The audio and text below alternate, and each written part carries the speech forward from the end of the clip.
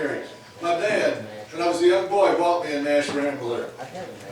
$200. You survived? It was worth every nickel of it. And I should have known something's wrong with the car when I got it. Looked in the middle of the front hood, there was a big hole. And I thought, it's probably for a man that maybe is 6'9", has really long arms. You take a pint or a quart of oil, pour it in there while he's driving down the road, he wouldn't have to stop so often.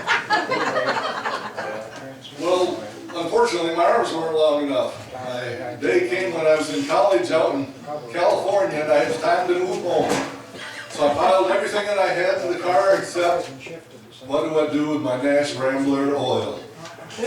So I got a case of it, and I thought, where do I put it? I was going to put it on the roof. There wasn't any room. My arms weren't long enough to do it the other way, but somehow I crammed it in the back seat and took off for Hastings. Every few miles I put another quart in. Once in a while I put gas in. I got to St. Louis.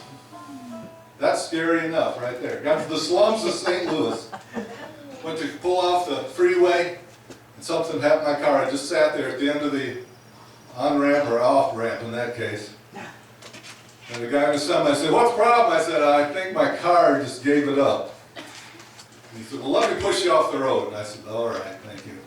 So they pushed me out of the way so other cars could get by. And he said, "I'll get my friend to come get you, and he'll fix this car for you."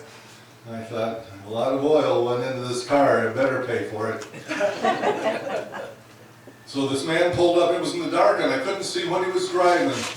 And he first got behind me, he said, "I'll push you over to my house, I'll fix your car." I said, "I used up all 24 quarts of oil to get this far to St. Louis. You sure you can fix it?" That was a little Walter Brown in there. "Can you fix it?"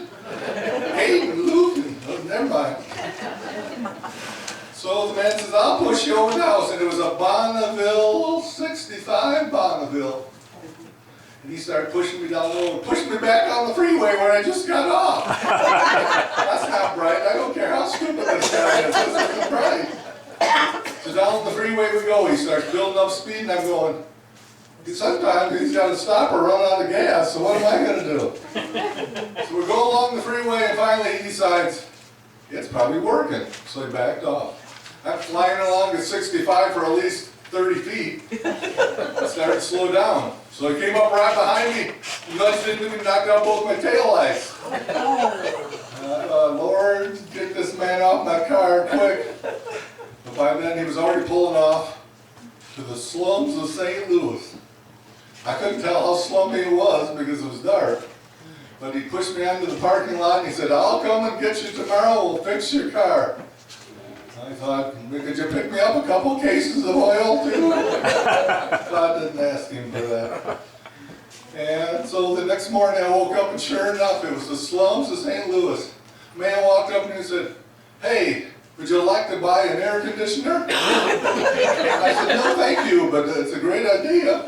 He went on down the road and another man came up and said, "Hey, somebody stole my air conditioner. Have you seen it?" "Yeah, it's down the road a little bit there, if you hurry."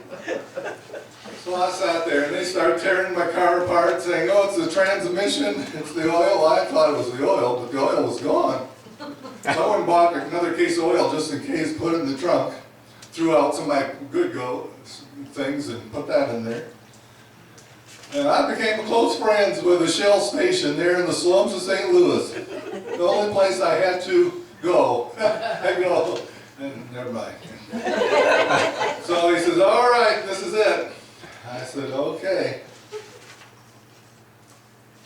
I turned the ignition, made a funny noise, and that was the last funny noise it made. So I said, "I got to call my father in Michigan. He'll get a real kick out of this. I know he will." Laugh and laugh and laugh. So I called him at work and I said, "Dad, could you come and get me in St. Louis?" "St. Louis what?" he said. "Not Michigan, Dad. I'm down in St. Louis, down there where the slums are." "Oh, yeah, I know that one." And he said, "Yeah, he'd come and get me." In the meantime, the guys were on the lookout for my tires. I had brand new tires, and every car would come by, they were checking out my tires. And they said, "Don't leave your tires for very long, everybody wants them." So after 500 miles, my dad showed up and said, should we take the tires? And I said, no, leave it for whoever's the strongest. We'll just go home. So if you have a Nash Rambler and your arms are long enough, you can take poured oil and pour it right over the thing. But if you got a little stubby arms, you're not ever going to make it that way. So just be careful, okay?